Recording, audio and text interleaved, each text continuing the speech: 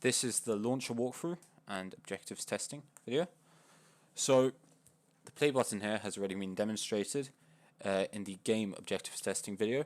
However, hitting play does open the game window that is shown in the other video. So here there are two sections for a settings and a mission file to be loaded in. A settings file can be browsed for by using the browse button. This opens up a window where you can go and select the settings file you'd like to use. However, I've already got mine currently loaded in.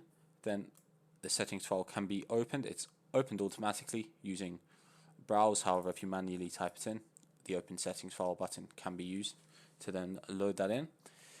Here now we do have the options necessary to configure the game. So we have the width and height of the screen. Where it's full screen, this is disregarded as it just matches the size of the screen. However, when it's not full screen, the width and height are used to determine the size of the window. Whether or not any music is going to be played, and a target FPS. This is set by default at 60, and there's no real reason to change it. However, it's there as an option if you'd like to speed up or slow down the game. And then finally a resources folder in order to direct the game to the folder where all game resources are contained. After configuring this, the game can be saved. Or sorry, the game settings file can be saved. Similarly, the mission file can be loaded in the same way.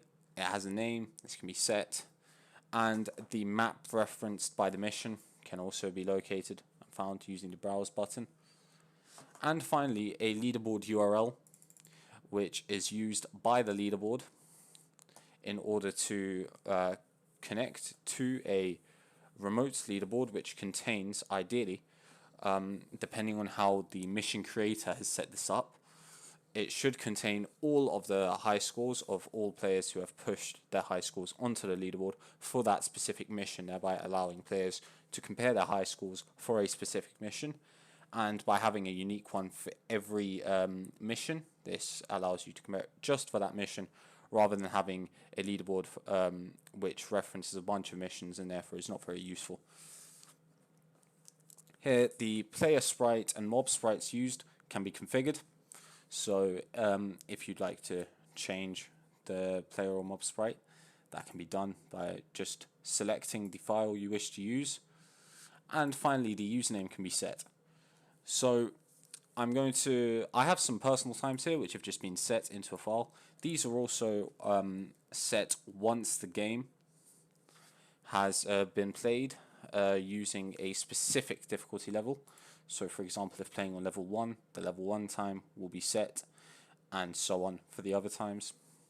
Here just some arbitrary times have been set, which now if I put my username as say player test and push these times to the leaderboard, you see they now appear on the leaderboard and stay there as you refresh. This can also be connected to remotely as the leaderboard, as shown in the other database API video, is completely remote. And finally, the difficulty level can be set here. There are 3 standard difficulty levels, level 1, level 2 and level 3, which have been set. However, there is also a custom difficulty level available where players can load in their own stat files for the player and the mob in order to allow them to have full customization over the player and mob stats to customize their difficulty level.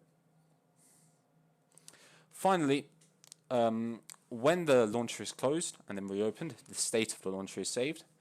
To demonstrate this, I'm just going to change the username here to player hello world, and I'm going to close this, reopen it, and as you can see, player hello world has been saved.